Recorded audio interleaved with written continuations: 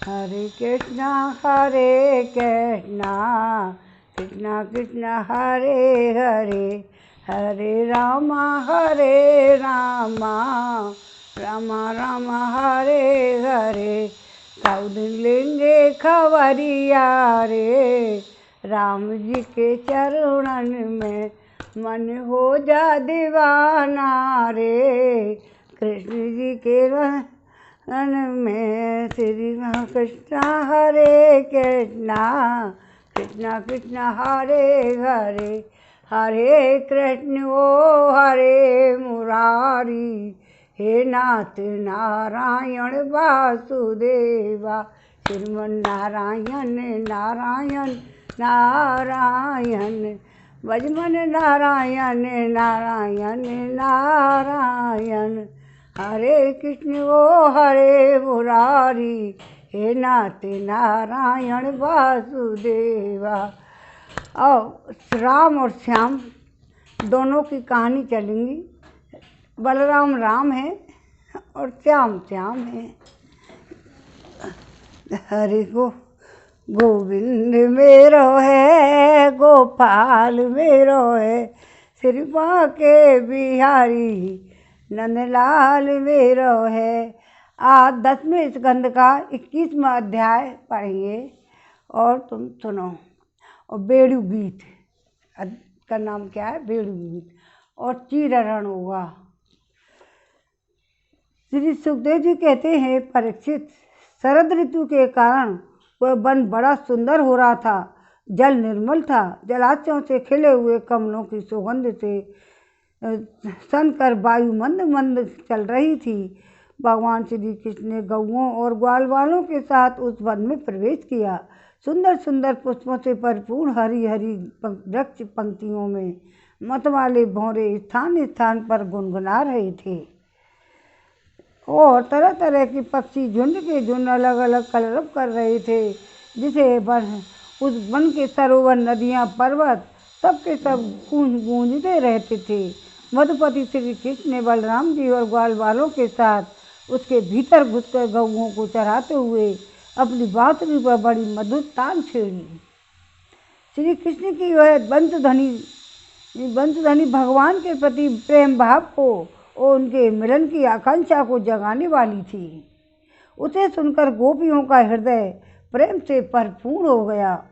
वे एकांत में अपनी सखियों से उनके रूप, गुण और बंसध्वनि के प्रभाव का वर्णन करने लगी। ब्रज की गोपियों ने बंसध्वनि का माधुर्य आपस में वर्णन करना चाहा तो अवश्य, परंतु बंसी का स्मरण होते ही उन्हें श्री कृष्ण की मधुर चेष्टाओं की प्रेमपूर्ण चितवन और बाहों के इशारे और मधुर मुस्कान आदि की याद हो आई। उनकी भगवान से मिलने की आकांक्षा और भी बढ़ गई। उनका मन हाथ से निकल गया।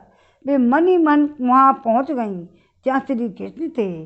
अब उनकी वाणी होने वाली वाणी बोले कैसे, वे उसके वर्णन में असमर्थ हो गईं। मन ही मन देखने लगी कि श्री कृष्ण ग्वाल वालों के साथ वृंदावन में प्रवेश कर रहे हैं। उनके सिर पर मयूर पिच्छ है और कानों पर कनेर के पीले पीले पुष्प, शरीर पर सुनहला पीताम्बर, गले में 5 प्रकार की सुगंधित पुष्पों की वैजंती माला है। रंग पंच पर अभिनव करते हुए शेष नट का सा क्या ही सुंदर वेश है। बांसुरी के छिद्रों को वे अपने अधरा अमृत से भर देते हैं।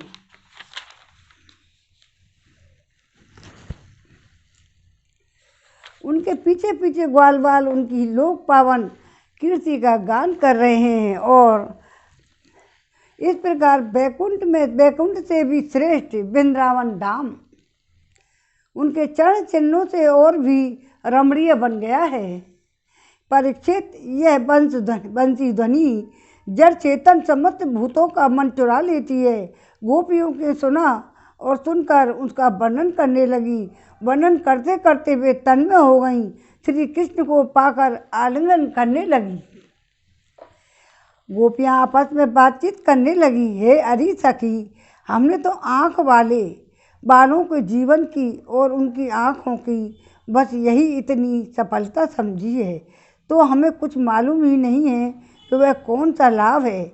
वह यही है कि जब श्याम सुंदर श्री कृष्ण और गौर सुंदर बलराम ग्वाल वालों के साथ गायों को हाँक कर वन में ले जा रहे हों या लौटा कर ब्रज में ला रहे हों, उन्हें अपने अधरों पर मुरलीधर रखी हो और प्रेम भरी तिरछी चितवन से हमारी ओर देख रहे हों, उस समय हम उनकी मुख माधुरी का पान करती रहें।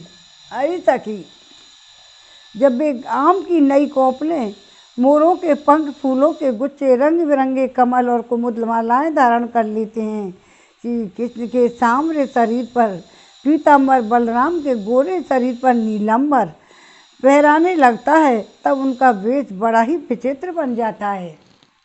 ग्वाल वालों की गोष्ठी में वे दोनों बीचों के बीच बैठ जाते हैं और मधुर संगीत की तान छेड़ देते हैं। मेरी प्यारी सखी, उस समय ऐसा जान पड़ता है मानो दो चतुर नट रंगमंच पर अभिनय कर रहे हों। मैं क्या बताऊं, उस समय उनकी शोभा कितनी शोभा होती है। अरे गोपियों, यह बेड़ू पुरुष जाति का होने पर भी पूर्व जन्म में न जाने ऐसा कौन सा साधन भजन कर चुका है कि हम गोपियों को अपनी संपत्ति दामोदर के अधरों की सुधा स्वयं ही इस प्रकार पिए जा रहा है, और कि हम लोगों के लिए थोड़ा सा भी रस शेष नहीं रहेगा। इस वेणु को अपने रस से खींचने वाली हृदयनियाँ और आज कमलों की मिस रोमांचित हो रही हैं। अपने वंश में भगत प्रेमी संतानों को देखकर शेष पुरुषों के समान वृक्ष भी इसके साथ साथ अपना संबंध जोड़कर आंखों से आनंद अश्रु बहा रहे हैं। अरे सखी, यह वृंदावन वैकुंठ लोक तक पृथ्वी की कीर्ति का विस्तार कर रहा है, क्योंकि यशोदा नंदन श्री कृष्ण के चरण कमलों के चिन्हों से यह चिन्हित हो रहा है। हे सखी, जब श्री कृष्ण अपनी मुनिजन मोहिनी मुरली बजाते हैं, तब मोर मतवाले होकर उसकी ताल पर नाचने लगते हैं। यह देखकर पर्वत की चोटियों पर विचरने वाले सभी पशु पक्षी चुपचाप शांत होकर खड़े रह जाते हैं। अरे सखी, जब प्राण वल्लभ श्री कृष्ण विचित्र वेश धारण करके बांसुरी बजाते हैं, तब मूढ़ बलशाली ये हिरनियाँ भी बंसी की तान सुनकर अपने पति कृष्ण के साथ मृगों के साथ नंदनंदन के पास चली जाती हैं और अपनी प्रेम भरी बड़ी बड़ी आँखों से उन्हें निरखने लगती हैं। निरखती क्या है? अपनी कमल के समान बड़ी बड़ी आँखें श्री कृष्ण के चरणों पर न्यौछावर कर देती हैं और श्री कृष्ण की प्रेम भरी चितवन के द्वारा किया हुआ अपना सत्कार स्वीकार करती हैं। वास्तव में उनका जीवन धन्य है। हम वृंदावन की गोपी होने पर भी इस प्रकार उन पर अपने को न्यौछावर नहीं कर पाती। हमारे घर वाले कोड़ने लगते हैं, कैसे जाएं छूट के। कितना विडम्बना है। अरे सखी, हरनियों की तो बात ही क्या है। स्वर्ग की देवियां जब युवतियों को आनंदित करने वाले सौंदर्य और शील के खजाने श्री कृष्ण को देखती हैं, बांसुरी पर उनके द्वारा गाया हुआ मधुर भजन और संगीत सुनती हैं, तब उनके विचित्र आलाप सुनकर वे अपने विमान पर ही सुध बुध खो बैठती हैं, मूर्छित हो जाती हैं। ये कैसे मालूम हुआ सखी? सुनो तो सही। जब उनके हृदय में श्री कृष्ण के मिलने की तीव्र आकांक्षा जग जाती है, तब वे अपने धीरज खो बैठती हैं और बेहोश हो जाती हैं। उन्हें इस बात का भी पता नहीं चलता कि उनकी चोटियों में गुथे हुए फूल पृथ्वी पर गिर पड़े हैं। यहाँ तक कि उन्हें अपनी साड़ी का भी पता नहीं रहता कि वो कमर से खिसक कर जमीन पर गिर पड़ी है। अरे सखी, तुम देवियों की तो बात ही क्या कह रही हो। हम गौ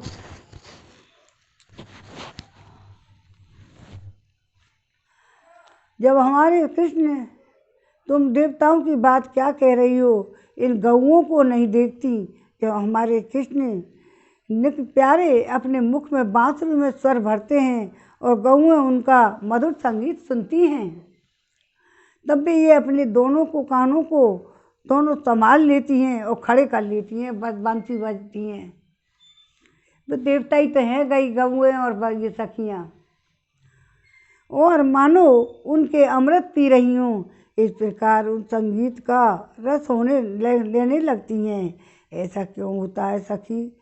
अपने नेत्रों के द्वार से श्याम सुंदर को हृदय में ले जाकर वे उन्हें वहीं विराजमान कर देती हैं और मन ही मन उनका आलिंगन करती हैं। देखती नहीं, वो उनके नेत्रों में आनंद के आंसू छलकने लगते हैं। और उनके बछड़ों की तो दशा ही निराली हो जाती है। यदि भी गायों के थनों से अपने आप दूध झरता रहता है, वे जब दूध पीते पीते अचानक बंसी ध्वनि सुनते हैं, तब मुंह में लिया हुआ दूध का घूंट न उगल पाते हैं और न निगल पाते हैं। उनके हृदय में भी होता है भगवान का संकट और नेत्रों में छलकते होते हैं आनंद के आंसू।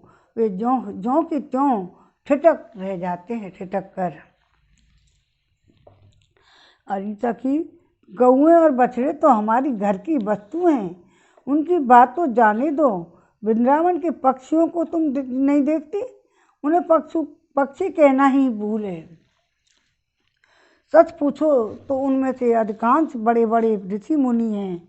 वे वृंदावन के सुंदर सुंदर वृक्षों की नई और मनोहर कपोलों वाली डालियों पर चुपचाप बैठ जाते हैं, आंखें बंद नहीं करते, निर्विवेश नैनों से कृष्ण की रूप माधुरी तथा प्यार भरी चितवन देख कर निहाल हो जाते हैं, होते रहते हैं तथा कानों से अन्य सब प्रकार के शब्दों को छोड़कर केवल उनकी मोहिनी वाणी बंसी का मोहन संगीत सुनते रहते हैं। मेरी प्यारी सखी, उनका जीवन कितना धन्य है। अरे सखी, गौओं और पक्षियों की तो बात ही क्यों करती हो?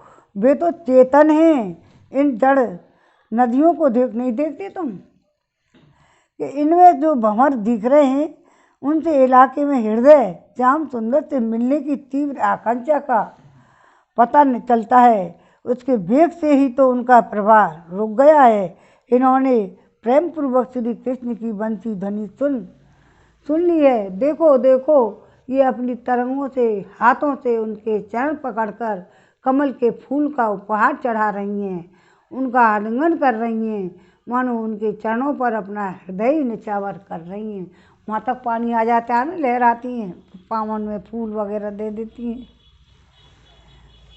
चरणों पर अपना हृदय निछावर कर रही हैं। अरे सखी, ये नदियाँ तो हमारी पृथ्वी की और हमारे वृंदावन की वस्तु हैं। तनिक इन बादलों को भी तो देखो।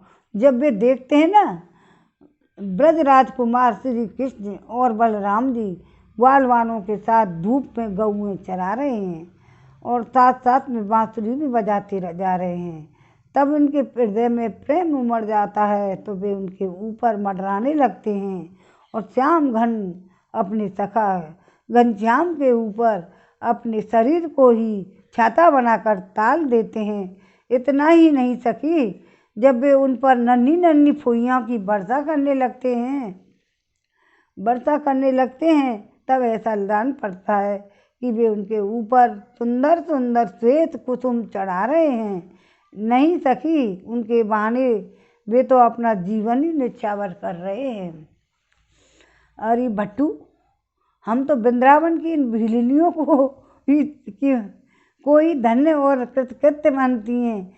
ऐसा क्यों सखी? इसलिए कि उनके हृदय में बड़ा प्रेम है।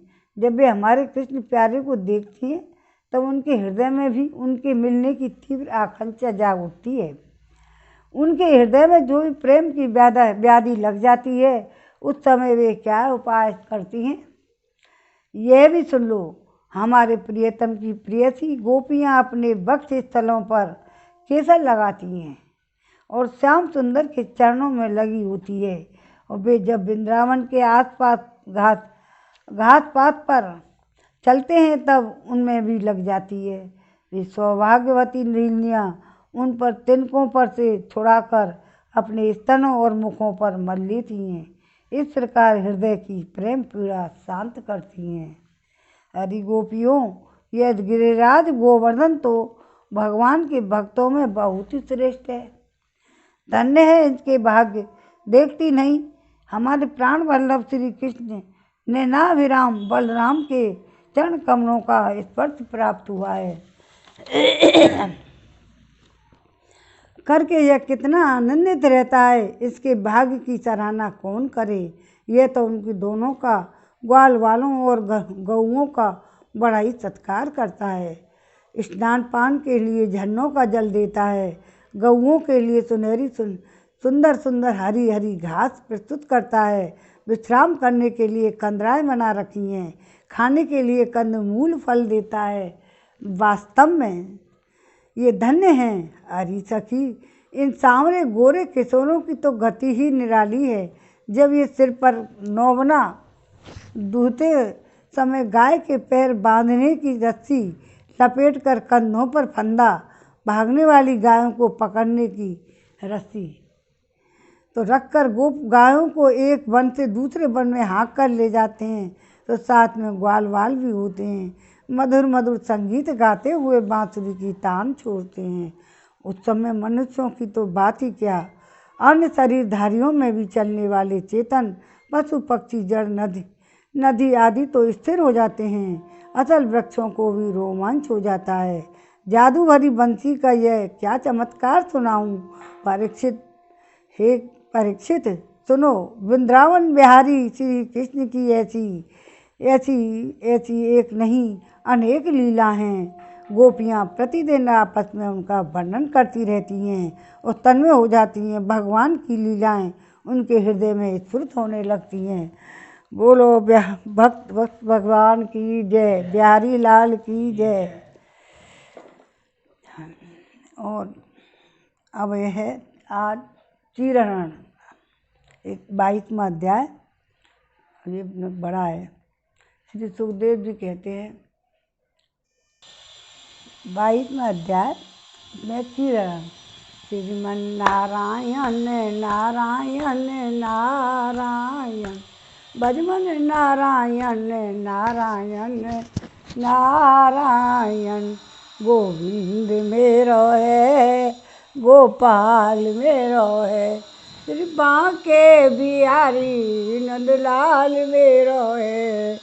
बांके बिहारी जय हो तुम्हारी, जय हो तुम्हारी लाला, जय हो तुम्हारी। अब चीरहरण में क्या है, श्री सुखदेव जी कहते हैं कि परीक्षित, अब हेमंत ऋतु आई है। इसके पहले महीने में अर्थात माघ शीत में नंद बाबा के ब्रज की कुमारियाँ कात्यायनी देवी की पूजा और व्रत करने लगी। वे केवल हवस्यान ही खाती थी। क्या खाती थी? हवस्यान। अच्छा। तो हवस्यान ही खाती थी, जो कात्यायनी की पूजा करती हैं। तो कात्यायनी का जो व्रत करती है उनकी मनोकामना पूरी हो जाती है, जो चाहती है वो पूरी हो जाती है। हे राजन, वे कुमारी कन्या दिशा का थितिज लाल होते होते यमुना जल में स्नान कर ली थी और तट पर ही देवी देवताओं की बालिकामयी मूर्ति बनाकर सुगंधित चंदन फूलों के हार और भांति भांति के वे नैवेद्य धूप और छोटी छोटी भेंट की सामग्री, पल्लव, फल और चावल आदि उनके पूजा करती हैं। साथ ही वे हे कात्यायनी देवी, हे महामये, हे महायोगिनी, ये सबकी एकमात्र स्वामिनी, आप नंद नंदन श्री कृष्ण को हमारा पति बना दीजिए। कुंवारी कन्याएं हैं, बना दीजिए। हे देवी, हम आपके चरणों में नमस्कार करती हैं। इस मंत्र का जाप करती हुई कुमारियाँ देवी की आराधना करती। इस प्रकार उन कुमारियों ने, जिनका मन श्री कृष्ण पर निछावर हो चुका है, हम संकल्प के साथ 1 महीने तक भद्रकाली की भली भांति पूजा की कि नंदनंदन श्याम सुंदर ही हमारे पति हों। ये तो बड़ी होंगी। वे प्रतिदिन पूजा काल में ही नाम से लेकर एक दूसरी सखी को पुकार लेती। परस्पर हाथ पे हाथ डालकर ऊंचे स्वर से भगवान श्री कृष्ण की लीला तथा नामों का गान करती यमुना जी में स्नान करने के लिए जाती। एक दिन जब कुमारियों ने प्रतिदिन की भांति यमुना जी के तट पर जाकर अपने अपने वस्त्र उतार दिए और भगवान श्री कृष्ण का गुणगान करती हुई बड़े आनंद से जल क्रीड़ा करने लगी। हे परीक्षित, भगवान श्री कृष्ण सनकादिक योगियों और शंकर आदि योगेश्वरों के भी योग ईश्वर हैं, जो उनसे गोपियों की अभिलाषा छिपी नहीं रही। वे उनका अभिप्राय जानकर अपने सखा ग्वाल वालों के साथ उन कुमारियों की साधना सफल करने के लिए यमुना तट पर गए। कौन कौन? ग्वाल वाल वो कृष्ण। उन्होंने अकेले ही उन गोपियों को सारे वस्त्र उठा लिए और बड़ी फुर्ती से वे एक कदम की वृक्ष पर चढ़ गए। साथ ही ग्वाल वाल ठटा ठटा उठाकर हंसने लगे और स्वयं श्री कृष्ण भी हंसते हुए गोपियों से हंसी की बात कहने लगे। अरे कुमारियों, तुम यहाँ आकर इच्छा हो तो अपने अपने वस्त्र ले जाओ। मैं तुम लोगों से सच सच कहता हूँ, हंसी बिल्कुल नहीं याद करता। तुम लोगों के व्रत करते करते तुम दुबली हो गई हो। ये मेरे सखा ग्वाल वाल जानते हैं, मैंने कभी कोई झूठी बात नहीं कही है।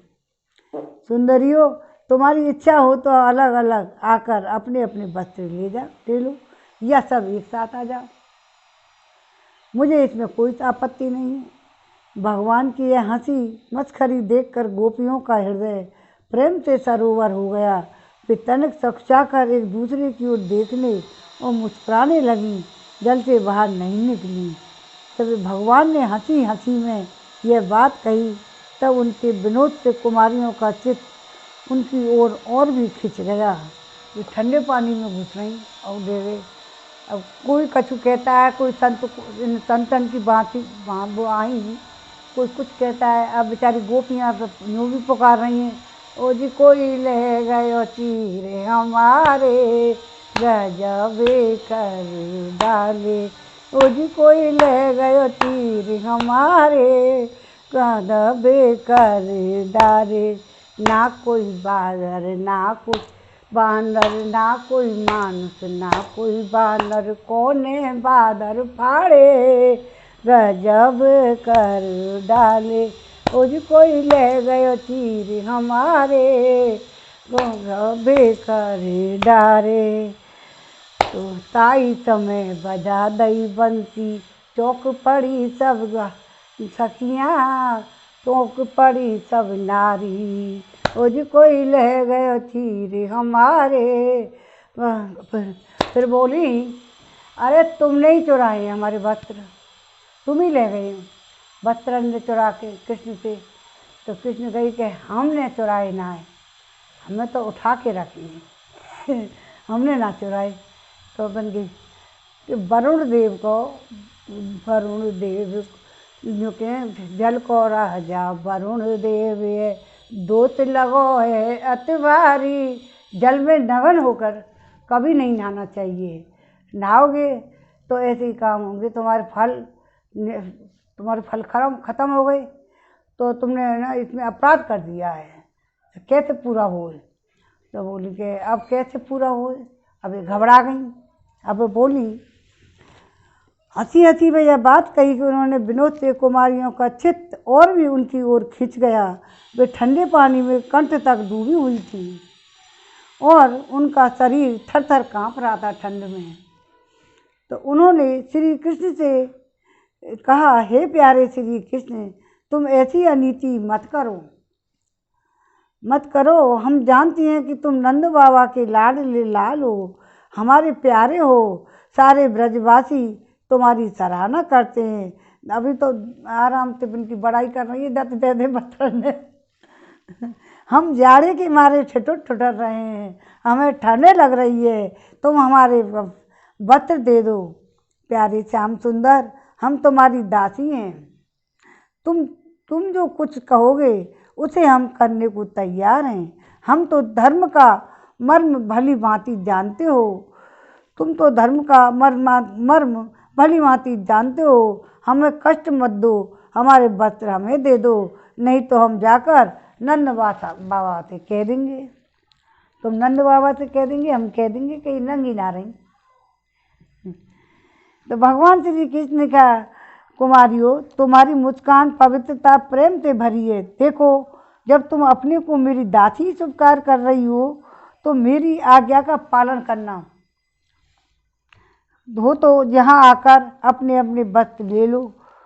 तो परीक्षित से वो सुखदेव जी ने बोले कि हे परीक्षित, ये कुमारियाँ ठंड से ठुठर रही थी और काँप रही थी, और भगवान की ऐसी बात सुनकर अपने दोनों हाथों से गुप्त अंगों को छिपाकर यमुना जी के बाहर निकली। तो उस समय ठंड उन्हें बहुत ही सता रही थी। बेचारे हाथन से भुजाओं से हाथ ढक ढक के आई। फिर उनके इस शुद्ध भाव से भगवान बहुत ही प्रसन्न हुए। उनको अपने पास आई देखकर उन्होंने गोपियों के वस्त्र अपने कंधे पर रख लिए और बड़ी प्रसन्नता से मुस्कुराते हुए बोले, अरे गोपियों, तुमने जो व्रत किया था ना, उसे अच्छी तरह निभाया है और हमारे यहाँ इसमें कोई संदेह नहीं। परंतु इस अवस्था में वस्त्रहीन होकर तुमने जो जल में स्नान किया है, इससे तो जल की अधिष्ठाता देवता वरुण के तथा यमुना जी का अपराध हुआ है। अतः अब इस दोष की शांति के लिए तुम अपने हाथ जोड़कर सिर से लगाओ और उन्हें झुककर प्रणाम करो, तदंतर अपने अपने वस्त्र ले जाओ। तो भगवान श्री कृष्ण की बात सुनकर उन व्रत कुमारियों ने ऐसा ही समझा कि वास्तव में हमने वस्त्रहीन होकर स्नान करने से हमारे व्रत में त्रुटि आ गई है, जब भी हमारे साथ ऐसा हुआ है। अतः उसकी निर्विघ्न पूर्ति के लिए उन्होंने समस्त कर्मों के साक्षी श्री कृष्ण को नमस्कार किया, क्योंकि उन्हें नमस्कार करने से ही सारी त्रुटियां और अपराधों का मार्जन हो जाता है। जब यशोदानंदन श्री कृष्ण ने देखा कि सब की सब कुमारियाँ मेरी आज्ञा के अनुसार प्रणाम कर रही हैं, तब वे बहुत ही प्रसन्न हुए। उनके हृदय में करुणा उमड़ आई। उन्होंने उनके वस्त्र दे दिए। प्रिय परीक्षित, श्री कृष्ण ने सकुमारियों और कुमारियों से छलवरी बातें की, उनका लज्जा संकोच छुड़ाया, हंसी की और उनके कठपुतलियों के समान नचाया। अब इनको कठपुतलियों की तरह नचाया, फिर इन्हें नाच करवाया। तो कुमारियों छलवरी बातें की और उनसे वो बहुत छुड़ाया और हंसी की और उनसे कठपुतलियों के समान नचाया, यहाँ तक कि उनके वस्त्र तक हर लिए। फिर भी वे उनसे रुष्ट नहीं हुई और उनकी चेष्टाओं से दोष नहीं माना, बल्कि अपने प्रियतम के संग से और भी वे प्रसन्न हुई, वो चाहती भी थी। परीक्षित, गोपियों ने अपने अपने वस्त्र पहन लिए। फिर श्री कृष्ण ने उनको चित्त को इस प्रकार अपने बस में कर रखा था कि वे वहाँ से एक पग भी न चल सकी। अपने प्रियतम के समागम के लिए सच कर वे उन्हीं की ओर लजीली चितवन से निहारती रहीं। भगवान श्री कृष्ण ने देखा कि कुमारियों ने उनके चरण कमलों की स्पर्श की कामना से ही यह व्रत धारण किया है। उनके जीवन का यही एकमात्र संकल्प है। जब गोपियों के प्रेम के अधीन होकर उखल तक में बन जाने वाले भगवान ने उनसे कहा,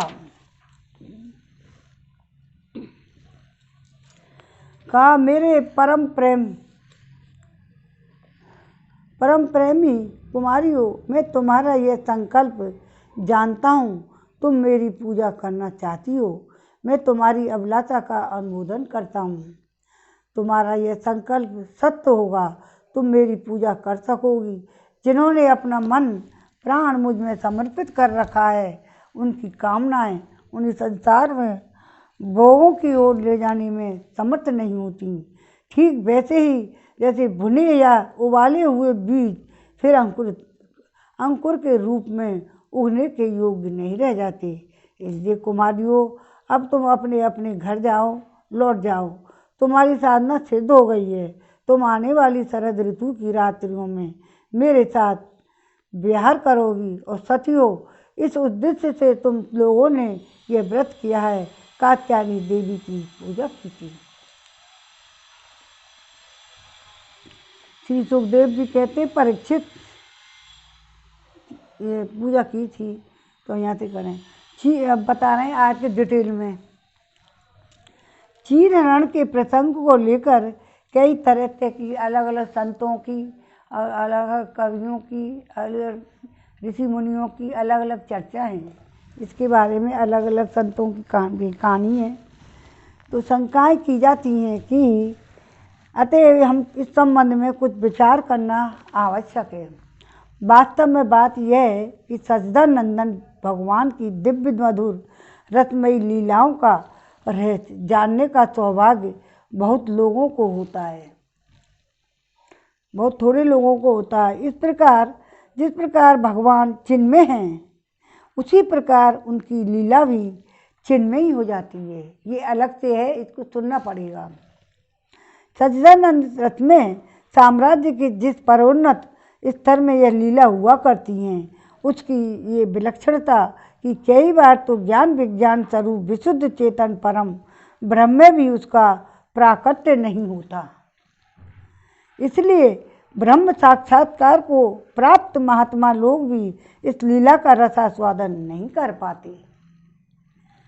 भगवान की इस परम उज्जवल दिव्य रस लीला का यथार्थ प्रकाश तो भगवान की स्वरूप भूतान हल्दिनी और शक्ति और नित्य कुंजेश्वरी ब्रज भानुनंदिनी श्री राधा आदि और तंग भूता प्रेममयी गोपियों के ही हृदय में होता है। और बेही निरावरण होकर भगवान की इस परम अंतरंग रहस्यमयी लीला का समास्वादन करती हैं।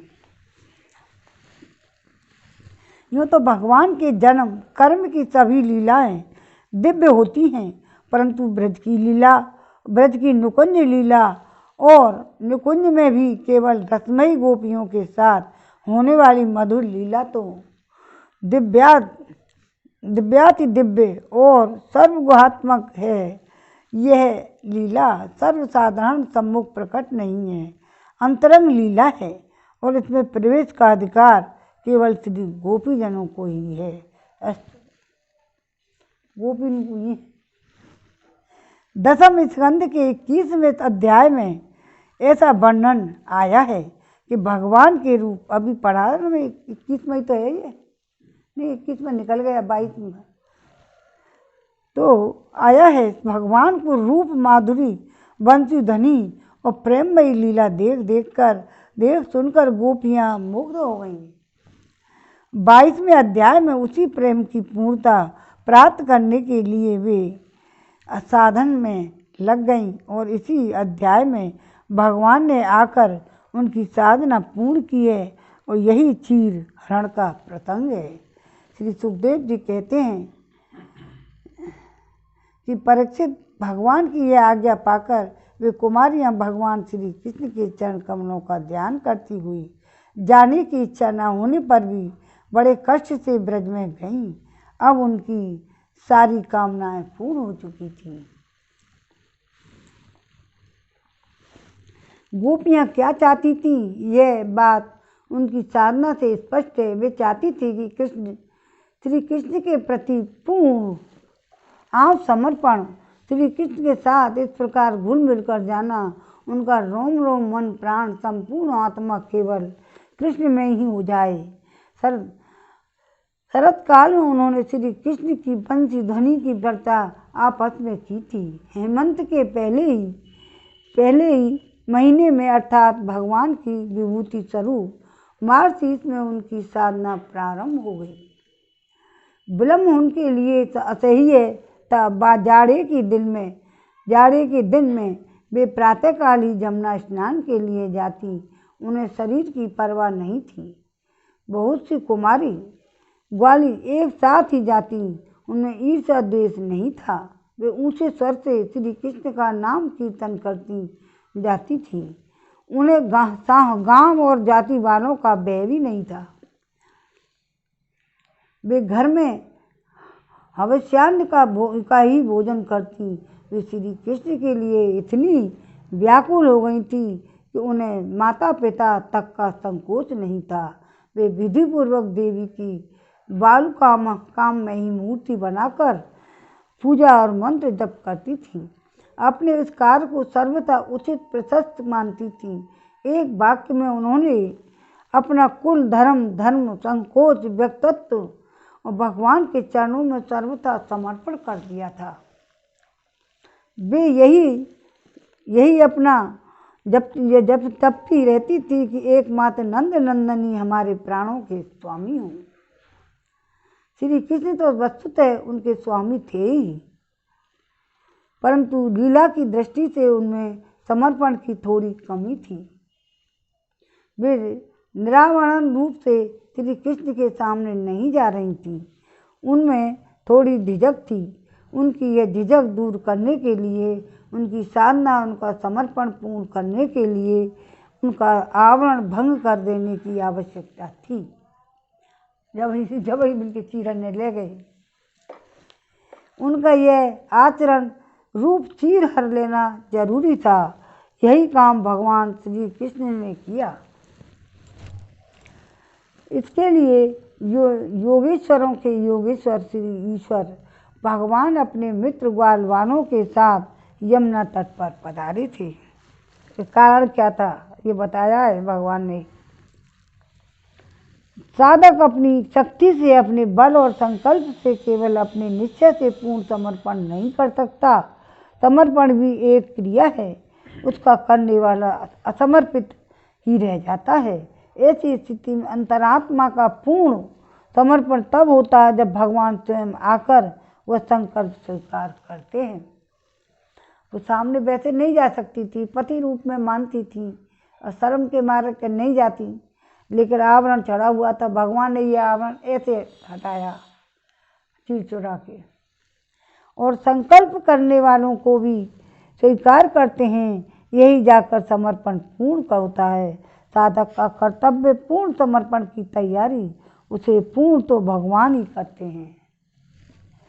भगवान श्री कृष्ण यूँ तो लीला पुरुषोत्तम हैं, फिर भी जब अपनी लीला प्रकट करते हैं तो मर्यादा का उल्लंघन नहीं करते।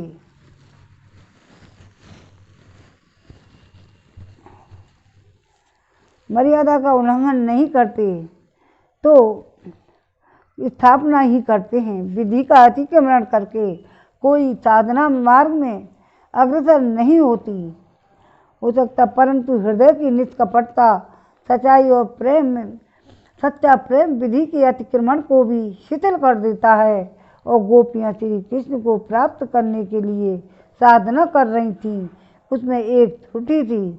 वे शास्त्र मर्यादा और परंपरागत सनातन मर्यादा का उल्लंघन करके नग्न स्नान करती थी। यदि भी उनकी यह क्रिया अज्ञान पूर्वक ही थी, उन्हें कोई ज्ञान गांव थी तो गोपियाँ ही, तथापि भगवान के द्वारा जाती अकेली बैठ तो पता लग जाता कहाँ से आ रही है। कोई काम जाती है अपने माखन पाखन ले ला के कैसे जाती होंगी, मक्खन लुटवा दी थी। और जब बिन्नी वस्त्र ने पहन जामे, बिन्नी पहनिया में नहा के मार्जन होना आवश्यक था। भगवान सच के जामे ही पहले, तभी तो बिन्ने पहन के आमे, बिन्नी अच्छे ड्रेस पहन के जामे। भगवान ने गोपियों से इसका प्रायश्चित भी करवाया। और जो लोग भगवान के प्रेम के नाम पर विधि का उल्लंघन करते हैं, उन्हें यह प्रसंग ध्यान से पढ़ना चाहिए और भगवान शास्त्र विधि का कितना आदर करते हैं यह देखना चाहिए। उन्होंने उनको जमुना जी पे नमस्कार करवाया त्रुटि के लिए, और वरुण देवता। तो वैदिक भक्ति का पर्यवसान रागात्मका भक्ति में है, और रागात्मका भक्ति पूर्ण समर्पण के रूप में परिणत हो जाती है। गोपियों ने वैदिक भक्ति का अनुष्ठान किया। उनका हृदय तो रागात्मक भाव भक्ति से भरा हुआ था। अब पूर्ण समर्पण होना चाहिए। क्षीरहरण के द्वारा वही कार्य संपन्न हुआ। गोपियों ने जिनके लिए लोग स्वार्थ परमार्थ जाति कुल पुरजन परिजन गुरुजनों की परवाह नहीं की, जिनकी प्राप्ति के लिए उनका यह महान अनुष्ठान है, जिनके चरणों में उन्होंने अपना सर्वस्व निछावर कर रखा था, जिनसे निरावरण मिलने की ही एकमात्र अभिलाषा है, उन्हीं निरावरण रस में भगवान श्री कृष्ण के सामने वे निरावरण भाव से ना जा सके। क्या यह उनकी साधना की अपूर्णता नहीं है? है अवश्य। और यह इनका क्वेश्चन आंसर अपने आप ही है ना। ये समझकर ही गोपियाँ निरावार रूप से उनके सामने आईं। श्री कृष्ण चराचर प्रकृति के एकमात्र अधीश्वर हैं। समस्त क्रियाओं के कर्ता भोक्ता साक्षी भी यही हैं। एक बार भी व्यक्त या अव्यक्त पदार्थ नहीं है जो बिना किसी पात्र के उनके सामने न हो। वही सर्वव्यापक अंतर्यामी है। गोपियों के गोपों के और निखिल वत्स के वही आत्मा है। उन्हें स्वामी गुरु पिता माता सखा भगवान पति आदि के रूप में मानकर लोग उन्हीं की उपासना करते हैं। गोपियाँ उन्हीं भगवान को जानबूझकर कि यही भगवान है, यही योगेश्वर हैं, यही क्षराक्षरतीत पुरुषोत्तम है, पति के रूप में प्राप्त करना चाहती हैं। उनको मालूम है ये भगवान ही है। तो श्रीमद् भागवत के 10वें स्कंद में श्रद्धा भाव से पाठ कर जाने पर यह बात बहुत ही स्पष्ट हो जाती है। गोपियाँ श्री कृष्ण की वास्तविक स्वरूप को जानती थी और पहचानती थी। वेणु गीत, गोपी गीत, युगल गीत और श्री कृष्ण के अंतर हो जाने पर भी गोपियों के अन्वेषण में यह कोई भी देख सुन समझ सकता है। जो लोग भगवान को भगवान मानते हैं, उनसे संबंध रखते हैं, स्वामी सुहृद आदि के रूप में उन्हें मानते हैं, उनके हृदय में गोपियों के इस लोकोत्तर माधुर्य संबंध और उसकी साधना के प्रति शंका ही कैसे हो जाती है,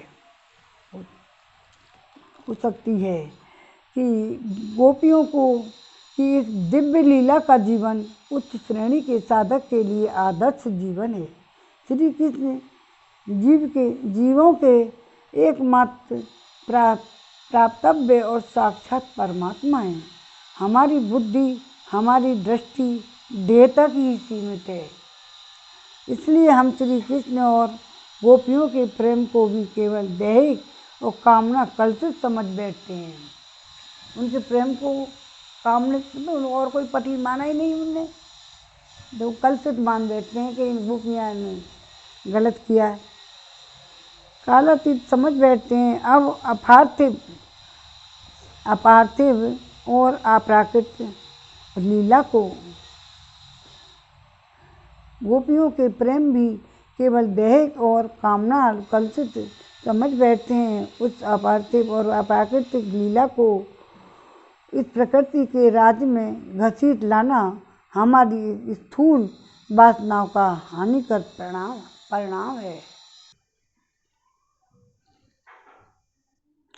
इस विषय में ही इधर उधर भटकता रहता है और वह अनेकों प्रकार के रोग शोक से आक्रांत रहता है। जब कभी पुण्य कर्मों के फल उदय होने पर भगवान की अचिंत्य अतिहेतु की कृपा से विचार का उदय होता है, तब जीव दुख ज्वाला से त्राण पाने के लिए अपने प्राणों को शांति में धाम में पहुंचाने के लिए उत्सुक हो उठता है। वह भगवान लीला धामों की यात्रा करता है, सत्संग प्राप्त करता है और उसके हृदय की छटपटी आकांक्षा को लेकर अब तक सुप्त थी, जगकर बड़े वेग से परमात्मा की ओर चल पड़ती है। चिरकाल से विषयों का ही अभ्यास होने के कारण बीच बीच में विषयों के संस्कार उसे सताने और बार बार विक्षेपों का सामना करना पड़ता है, परंतु भगवान की प्रार्थना कीर्तन स्मरण चिंतन और करते करते चित्त माँ सरस होने लगता है और धीरे धीरे से भगवान की सानिध्य अनुभव होने लगता है। थोड़ा सा रस अनुभव होते ही चित्त बड़े वेग से अंतर्देश में प्रवेश करता है और भगवान मार्गदर्शक के रूप में संसार सागर से पार ले जाने वाली नाव पर केवट के रूप में, अथवा यूँ कहें कि साक्षात चित्त स्वरूप गुरुदेव के रूप में प्रकट हो जाते हैं। ठीक उसी क्षण अभाव अपूर्णता सीमा का बंधन नष्ट हो जाता है। विशुद्ध आनंद, विशुद्ध ज्ञान की अनुभूति होने लगती है। गोपियाँ जो अभी अभी साधन सिद्ध होकर भगवान की अंतरंग लीला में प्रविष्ट होने वाली हैं, चिरकाल से श्री कृष्ण के प्राणों में अपने प्राण मिला देने के लिए उत्कंठित हैं, सिद्धि लाभ के लिए समीप पहुँच जाती हैं, जो नित्य सिद्धा होने पर भी भगवान की इच्छा के अनुसार उसकी दिव्य लीलाओं में सहयोग प्रदान कर रही हैं और उनके हृदय के समस्त भावों को एकांत ज्ञाता श्री कृष्ण बांसुरी बजाकर उन्हें आकृष्ट करते हैं। जो कुछ उनके हृदय में बचे खुचे पुराने संस्कार हैं, वे उन्हें धो डालने के लिए साधना में लगाते हैं। जिनकी कितनी दया है, वे अपने प्रेमियों से कितना प्रेम करते हैं, यह सोचकर चित्त मुग्ध हो जाता है और गदगद हो जाता है। श्री कृष्ण गोपियों के वस्त्रों के रूप में उनके समस्त संस्कारों के आवरण अपने हाथों में लेकर पास ही कदम के वृक्ष पर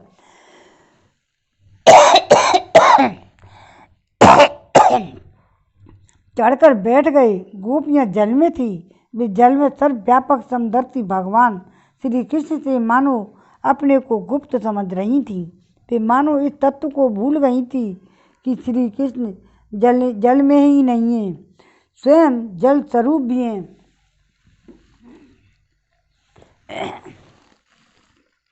वहीं हैं।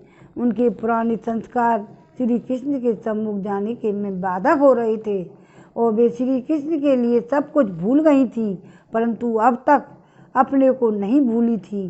वे चाहती थी कि केवल श्री कृष्ण को अवतरण, परंतु उनके संस्कार बीच में एक पर्दा रखना चाहते थे। प्रेम और प्रेमी और प्रियतम के बीच में एक पुष्प का ही पर्दा नहीं रखना चाहता। प्रेम की प्रकृति है कि सर्वथा व्यवधान रहित अबाध और अनंत मिलन, जहाँ तक वह अपना सर्वस्व इसका विस्तार चाहे। जितना ही प्रेम की ज्वाला में भस्म नहीं कर दिया जाता, वहाँ तक कि प्रेम समर्पण दोनों ही अपूर्ण रहते हैं। इसी अपूर्णता को दूर करते हुए शुद्ध भाव से प्रसन्न हुए, शुद्ध भाव से प्रसादित श्री कृष्ण ने कहा, मुझसे अनन्य प्रेम करने वाली गोपियों, केवल एक बार अपने सर्वस्व को और अपने को भी भूलकर मेरे पास आओ तो सही। तुम्हारे हृदय में जो अव्यक्त त्याग है, उसे एक क्षण के लिए भी व्यक्त तो करो। क्या तुम मेरे लिए इतना भी नहीं कर सकती? गोपियों ने मानो कहा, श्री कृष्ण, हम अपने को कैसे भूलें? हमारी जन्म जन्म की धारणाएं भूलने दें, तब ना इस संसार में अगाध जल में अकाट्य मन में मग्न है। जाड़े का कष्ट भी है, हमें आना चाहने पर भी नहीं आ पाती। श्याम सुंदर, प्राणों के प्राण हमारे हृदय तुम्हारे सामने उन्मुक्त हैं। हम तुम्हारी दासी हैं, तो तुम्हारी आज्ञा का पालन करेंगी, परंतु हमें निवारण करके अपने सामने मत बुलाओ। साधक की यह दशा, भगवान को चाहना और साथ ही संसार को भी न छोड़ना, संस्कारों में ही उलझे रहना, माया के पर्दे को बनाए रखना, बड़ी दुविधा की दिशा है। भगवान यही सिखाते हैं कि संस्कार शून्य होकर, निरावरण होकर माया का पर्दा हटाओ और मेरे पास आओ। अरे, तुम्हारा ये मोह का पर्दा तो मैंने ही छीन लिया है। तुम अब इस पर्दे के मोह में क्यों पड़ रही हो? यह पर्दा ही तो आत्मा परमात्मा का मिलन है। श्रीमन नारायण नारायण नारायण, पद्मन नारायण नारायण नारायण, गोविंद मेरो है, गोपाल मेरो है, श्री बांके बिहारी नंदलाल मेरो है। ये मानुष जन्म तुझको दिया, और जो तू कर वृथा गंवाए तो मैं क्या करूं। मानुष जन्म तुझको हीरा दिया, जो तू वृथा गंवाए तो मैं क्या करूं। वेदों का सब कुछ बता ही दिया, जो समझ में ना आए तो मैं क्या करूं। मैंने मानुष जन्म तुझको हीरा दिया, जो तू वृथा ही गंवाए तो मैं क्या करूं। अन्न दूध आदि भी मैंने खाने को दिया, मेवा मिष्ठान भी मैंने पैदा किया, फिर भी है निर्दयी जीव के स्वाद पर तू अगर मांस खाए तो मैं क्या करूं। दीन दुखियों के दिल को तू खाने लगा, दीन दुखियों के दुख को तू खाने लगा, रात दिन पाप में मन लगाने लगा, तूने जैसा किया वैसा पाने लगा। आज आंसू बहाए तो मैं क्या करूं, तो आज आंसू बहाए तो मैं क्या करूं। नाम मेरा तेरे पाप भी काट दे, तू बुरा कर्म करने से मन डांट ले, छोड़ कर सब कुछ आजा मेरी शरण में, जो शरण में न आए तो मैं क्या करूं। त्याग कर छल कपट आजा मेरी शरण, जड़ छूट जाए सहज तेरा आवागमन। राधा घर जो तू ना माने मेरा वचन, व्यर्थ जीवन गंवाए तो मैं क्या करूं। मैंने हीरा जन्म मैंने तुझको दिया, जो तू ही वृथा गंवाए तो मैं क्या करूं। तेरी राम जी करेंगे बेड़ा पार, उदासी मन का एकू नैया कर दे राम हवाले। लहर लहर प्रभु आप संभाले, लहर लहर प्रभु आप संभाल, हरि आप उतारे तेरा भार। तू क्या करे तू मेरा कहना मान ले, तेरा राम जी करेंगे बेड़ा पार, उदासी मन काहे को डरे, काबू में मझधार उसी के हाथों में पतवार, उसी के तेरी हार भी नहीं है, तेरी हार उदासी मन काहे को करे। सहज किनारा मिल जाएगा, परम सहारा मिल जाएगा, डोरों सौंप के दे तो देख तो सही, एक बार उदासी मन काहे को करे, तेरा राम जी करेंगे बेड़ा पार। जय हो भगवान, जय हो कृष्ण कन्हैया बंसी बारे। परंतु हमें निवारण के करके अपने सामने मत बुलाओ। साधक की तरह दशा भगवान को चाहना और साथ ही संसार को भी न छोड़ना, संस्कारों में ही उलझे रहना, माया के पर्दे को बनाए रखना बड़ी दुविधा की दशा है। भगवान यही सिखाते हैं, पॉइंट की तरफ गाया है तो भगवान वही सिखाते हैं, संस्कार शून्य होकर निरावरण होकर माया का पर्दा हटाकर आओ और मेरे पास आओ। अरे तुम्हारा ये मोह का पर्दा तो मैंने ही छीन लिया है, तुम अब इस पर्दे के मोह में क्यों पड़ी हो। ये पर्दा ही तो परमात्मा और जीव के बीच में बड़ा व्यवधान है। ये हट गया बड़ा कल्याण हुआ। अब तुम मेरे पास आओ, तभी तुम्हारी चिरचंचित आकांक्षाएं पूरी हो सकेंगी। परमात्मा श्री कृष्ण का ये आह्वान आत्मा के आत्मा परम प्रियतम मिलकर यह मधुर आमंत्रण भगवत कृपा से जिसके अंतर्देश में प्रकट हो जाता है, वह प्रेम मग्न होकर सब कुछ छोड़कर छोड़ना भी भूलकर प्रियतम श्री कृष्ण के अंतर्देश में प्रकट हो जाता है, चरणों में दौड़ आता है, कृष्ण के चरणों में दौड़ आता है। फिर ना उसे अपने वस्त्रों की सुध रहती है, ना लोगों का ध्यान, न वह जगत को देखता है, न अपने को। यह भगवत प्रेम रहस्य है, विशुद्ध और अनन्य भगवत प्रेम ऐसा ही होता है। गोपियाँ आईं श्री कृष्ण के चरणों के पास मूक भाव से खड़ी हो गई थीं और उनका मुख लज्जावत बनत था और यत किंचित संस्कार भेज श्री कृष्ण के पूर्ण अभिमुख में प्रतिबंध हो रहा था। अब लोगों को ये गोपियाँ ऐसी वैसी चिड़ियों डोलें, लेकिन ये भगवान की प्रेम देखते हैं ना, जहाँ अपने आप ही बुला लेते हैं, तो उन्हें इसी तरह से पहले आए, अपनी पहले ही सखाने लेके आए ग्वाल वालों ने कि अब ये होना है आज। तो श्री कृष्ण मुस्कुराए और उन्होंने इशारे से कहा, इतने बड़े त्याग में यह संकोच कलंक है। तुम तो सदा निष्कलंक हो, तुम्हें इसका भी त्याग के भाव का भी त्याग की स्मृति का भी त्याग करना होगा, इसका भी त्याग करना होगा। किसका? इसका मतलब वो चले जाएंगे, पहले ही बता रहे हैं, 5 बजे थे, छोड़ के जाएंगे, फिर रोंगी। गोपियों की दृष्टि श्री कृष्ण के मुख कमल पर पड़ी, दोनों हाथ अपने आप जुड़ गए। सूर्यमंडल में विराजमान अपने प्रियतम श्री कृष्ण से ही उनकी प्रेम की भिक्षा मांगी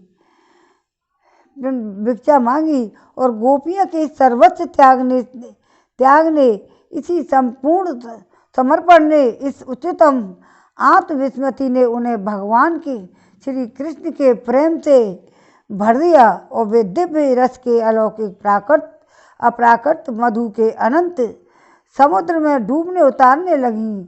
वे सब कुछ भूल गईं और भूलने वाले की हुई भूल गईं। उनकी दृष्टि में अब श्याम सुंदर थे, बस केवल श्याम सुंदर थे।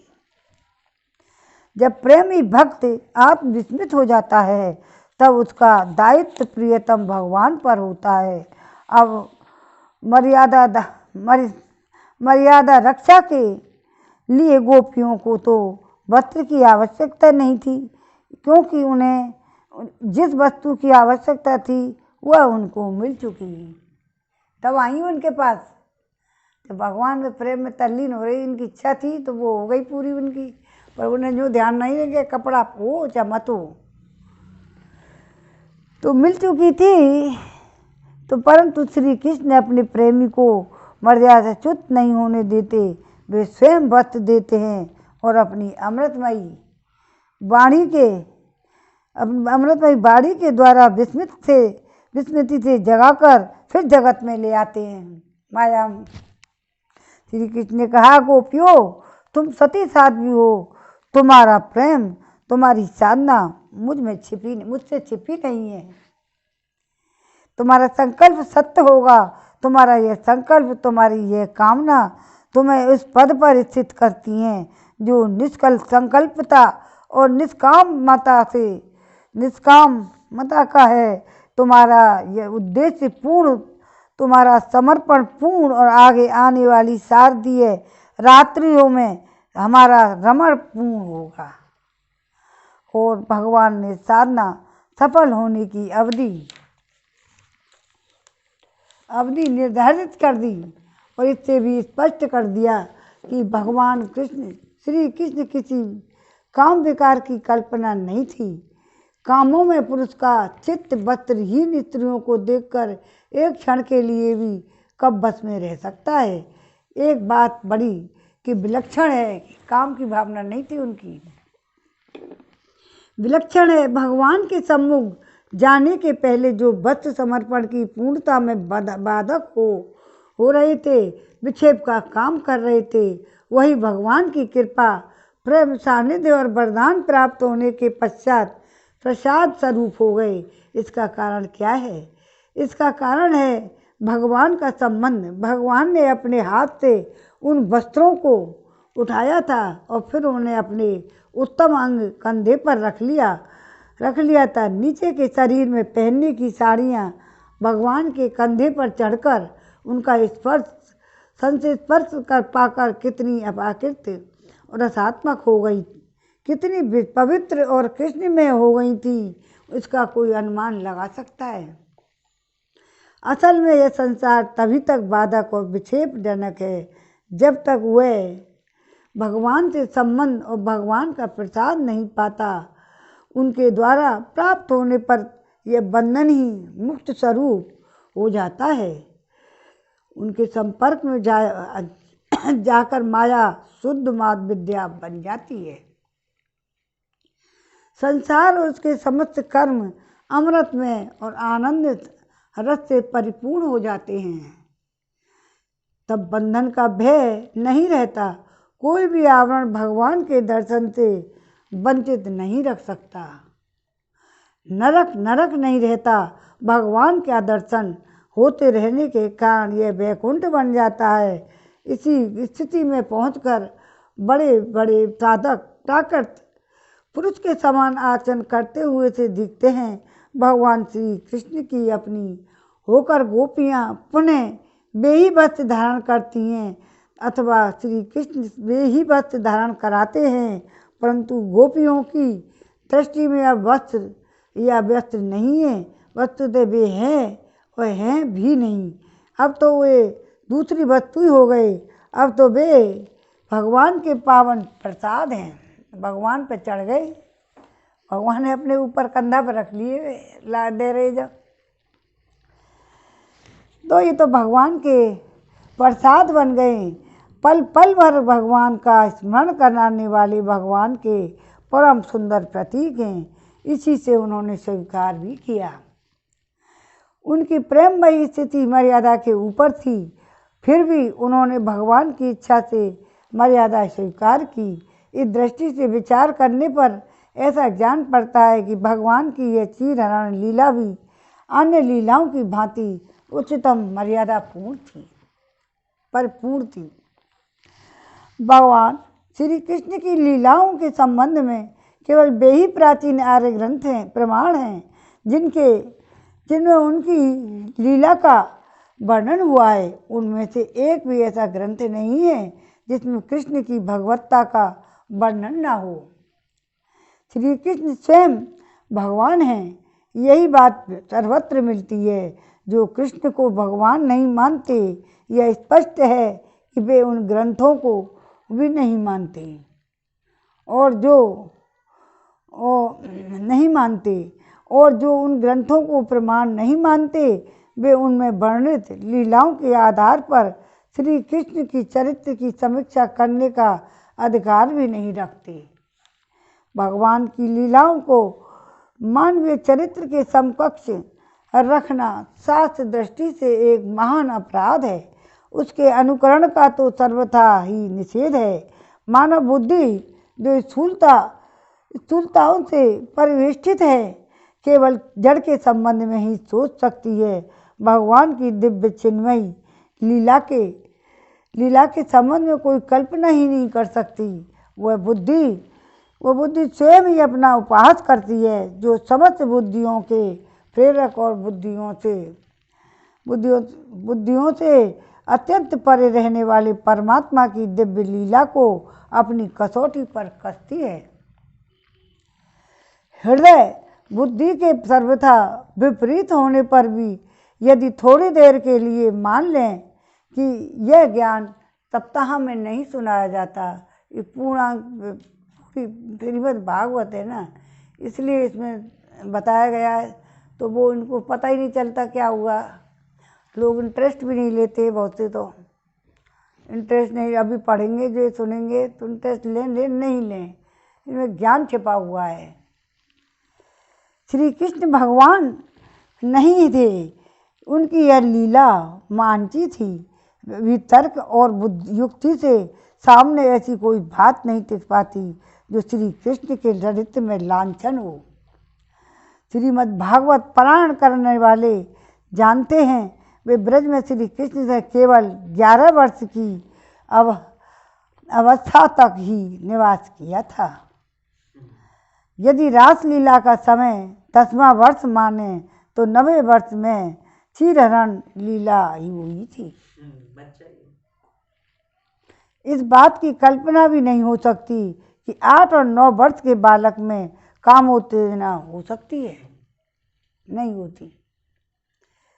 गांव की ग्वारिन और ग्वालन ने जहां वर्तमान काल की नागरिक मनोवृत्ति नहीं पहुंच पाई है, एक 8-9 वर्ष के बालक से अवैध संबंध करना चाहें, उसके लिए साधना करें, यद्यपि संभव नहीं दिखता। उन कुमारी गोपियों को मन में कलुषित वृत्ति थी। वह वर्तमान कलुषित मनोवृत्ति की उल्लंघना आजकल जैसे गांव की छोटी छोटी लड़कियां राम ता वर लक्ष्मण ता देवर पाने के लिए देवी देवताओं की पूजा करती हैं। राम जैसा वर हो और लक्ष्मण जैसा देवर हो करती हैं। वैसे ही उन कुमारियों ने भी परम सुंदर परम मधुर श्री कृष्ण को पाने के लिए देवी पूजन और व्रत किए थे। इसमें दोष की कौन सी बात है।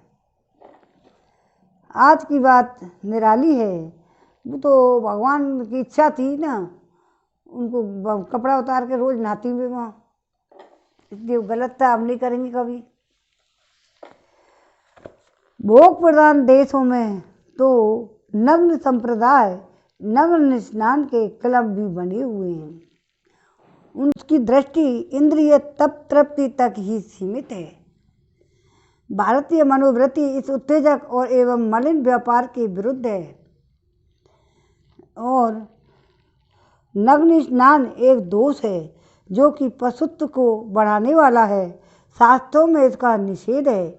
न नग्न स्नात यह शास्त्र की आज्ञा है। श्री कृष्ण नहीं चाहते थे कि गोपियाँ शास्त्र के विरुद्ध आचरण करें, इसलिए किया।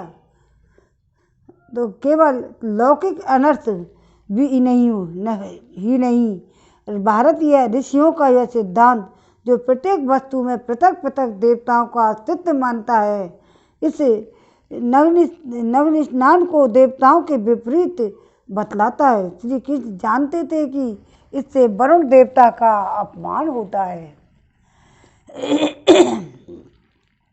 गोपियाँ अपनी अदृष्ट सिद्धि के लिए जो तपस्या कर रही थी, उसमें उनका नग्न स्थान अनिष्ट फल देने वाला था और इस प्रथा के प्रभाव में ही यदि इसका विरोध न कर दिया जाए तो आगे चलकर इसका विस्तार भी हो सकता है। इसलिए श्री कृष्ण ने अलौकिक ढंग से निषेध कर दिया।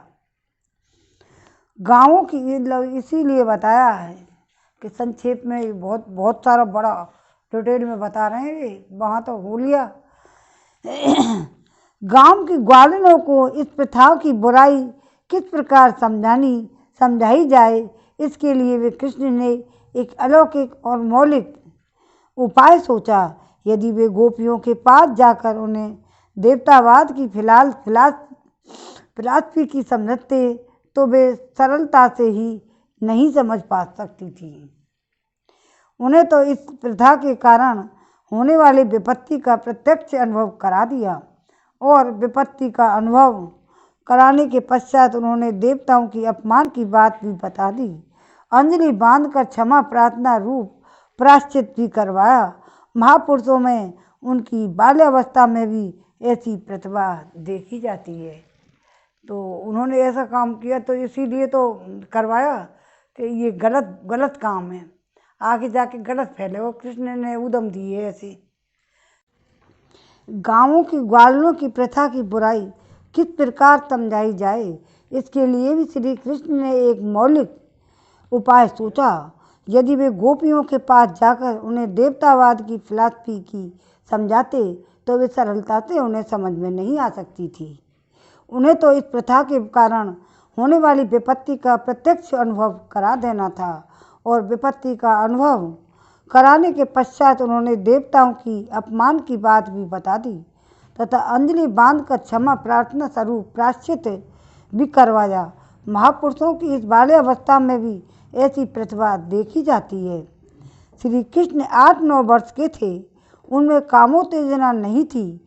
हो सकती थी नग्न स्नान की कुप्रथा को नष्ट करने के लिए ही उन्होंने शरीर हरण किया था। यह संभव होने पर भी मूल में आए हुए काम और रमण शब्दों में कई लोग भड़क उठते हैं।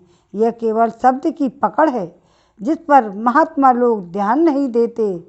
श्रुतियों में और गीता में भी अनेक बार काम, रमण और रति शब्दों का प्रयोग हुआ है, परंतु वहाँ उनका अश्लील अर्थ नहीं होता। गीता में तो धर्म विरुद्ध काम का तो परमात्मा का स्वरूप बताया गया है, और महापुरुषों को आत्मसमर्पण की आत्मा मिथुन और आत्मरति प्रसिद्धि है।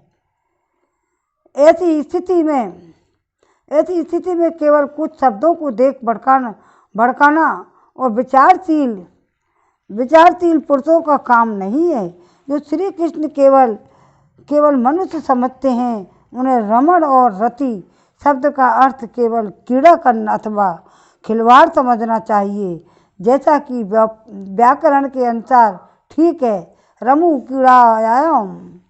दृष्ट भेद से श्री कृष्ण की लीला भिन्न भिन्न रूप में दिख पड़ती है। आध्यात्मिक श्री कृष्ण को आत्मा के रूप में देखते हैं, गोपियों को व्रतियों के रूप में। व्रतियों का आवरण नष्ट हो जाना क्षीरहरण लीला है, और उनका आत्मा में रम जाना ही रास है। इस दृष्टि से समस्त लीलाओं की संगति बैठ जाती है। भक्तों की दृष्टि से गोलोकपति अधिपति पूर्णतम पुरुषोत्तम भगवान श्री कृष्ण यह सब नित्य लीला विलास है, और अनंत काल तक यह नित्य चलता रहता है। कभी कभी भक्तों पर कृपा करके वे अपने नित्य धाम और नित्य सखा सहचारियों के साथ लीला धाम में प्रकट होकर लीला करते हैं। भक्तों के स्मरण, चिंतन तथा आनंद मंगल की सामग्री प्रकट करके पुण्य अंतर्धान हो जाते हैं। साधकों के लिए किस प्रकार कृपा करके भगवान अंतर्मल को और अनादि काल से संचित संस्कार पट को विशुद्ध कर देते हैं, यह बात भी इस चीज हरण लीला से प्रकट होती है। भगवान की लीला रहस्यमयी है, उसका तत्व केवल भगवान ही जानते हैं, और उनकी कृपा से उनकी लीला में प्रविष्ट भाग्यवान भक्त कुछ जानते हैं। यहाँ तो शास्त्रों और संतों की वाणी के आधार पर ही कुछ लिखने की दृष्टता की गई है। और वो बताया इनके लिए कारण क्या था पूरा डिटेल में। प्रिय परीक्षित, एक दिन जब भगवान श्री कृष्ण बलराम जी बाल बालों के साथ गौएं चराते हुए वृंदावन से बहुत दूर निकल गए। ग्रीष्म ऋतु थी, सूर्य की किरणें बहुत ही प्रखर हो रही थी, परंतु घने घने जंग वृक्ष भगवान श्री कृष्ण के ऊपर छत्ते का काम कर रहे थे।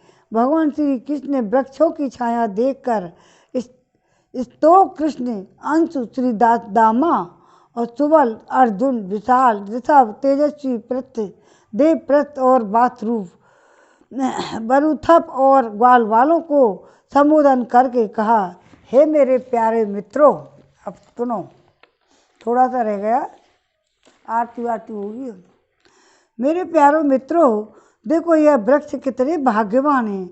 इनका सारा जीवन केवल दूसरों की भलाई करने के लिए ही है, और ये स्वयं तो हवा के झोंकों से वर्षा, धूप, पाला सब कुछ सहते हैं, परंतु हम लोगों की उनसे रक्षा करते हैं। मैं कहता हूँ कि इन्हीं के जीवन सबसे श्रेष्ठ हैं, क्योंकि इनके द्वारा सब प्राणियों को सहारा मिलता है, उनका जीवन निर्वाह होता है। वृक्षों के द्वारा जैसे किसी सज्जन पुरुष के घर से कोई याचक खाली हाथ नहीं लौटता, वैसे ही इन वृक्षों से भी सभी को कुछ न कुछ मिलता ही जाता है। वे अपने पत्ते और फूल, फल, छाया और जड़, छाल, लकड़ी, गंध, गोंद, राख, कोयला, अंकुर और कपोलों को से भी लोगों की कामना पूर्ण करते हैं। मेरे प्यारे मित्रों, संसार में प्राणी तो बहुत हैं, परंतु उनकी जीवन की सफलता इतने में ही है कि जहाँ तक हो सके अपने धन से, विवेक, विचार से, वाणी से और प्राणों से भी ऐसे ही कर्म किए जाएं जिनसे दूसरों की भलाई हो। हे परीक्षित, दोनों ओर से वृक्ष नई नई कपोलों, गुच्छों और फल फूलों से लदे पत्तों से लद रहे हैं। इनकी डालियां पृथ्वी भी तक झुकी हुई थी। इस प्रकार भाषण करते हुए भगवान श्री कृष्ण उन्हीं के बीच से यमुना तट पर निकल गए। राजन, यमुना जी का जल बड़ा ही मधुर और शीतल और स्वच्छ था, और उन लोगों ने पहले गऊओं को पिलाया, फिर उसके बाद स्वयं भी जी भरकर पानी स्वाद जल का पान किया। और परीक्षित, जिस समय यमुना जी के तट पर हरे हरे उपवन बड़ी बड़ी स्वतंत्रता से अपनी गऊएं चरा रहे थे, उसी समय कुछ भूखे ग्वालों ने भगवान श्री कृष्ण और बलराम जी के पास आकर बात कही। और विराम हो गया।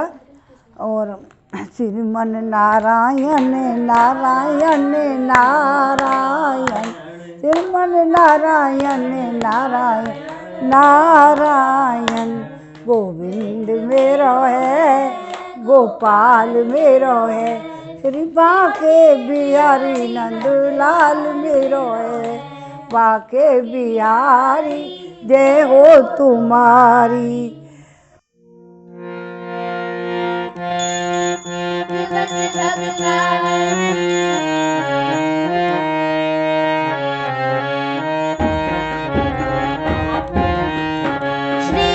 भागवत भगवान की है आरती, पापियों को पाप से है तारती। श्री भागवत भगवान की है आरती, पापियों को पाप से है तारती। ये अमर ग्रंथ, ये मुख्य पंथ, ये पंचम वेद निराला, नव ज्योति जगाने वाला। ये अमर ग्रंथ, ये मुख्य ग्रंथ, ये पंचम वेद निराला, नव ज्योति जगाने वाला। हरि गान यही वरदान यही, जग की महिमा की आरती। पापियों को पाप से है तारती, श्री भागवत भगवान की है आरती।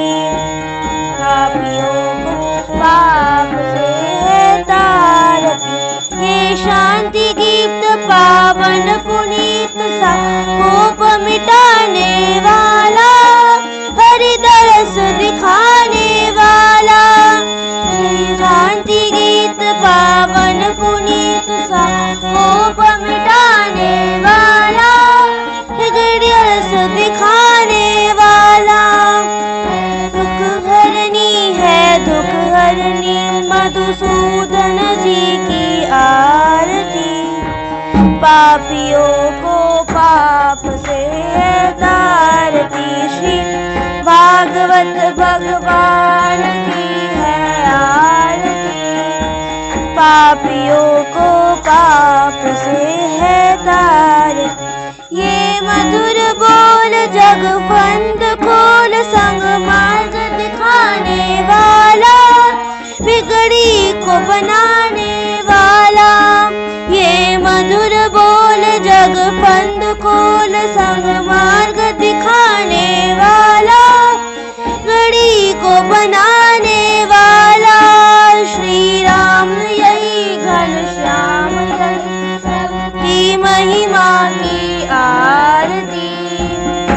पापियों को पाप से है तारती। श्री भागवत भगवान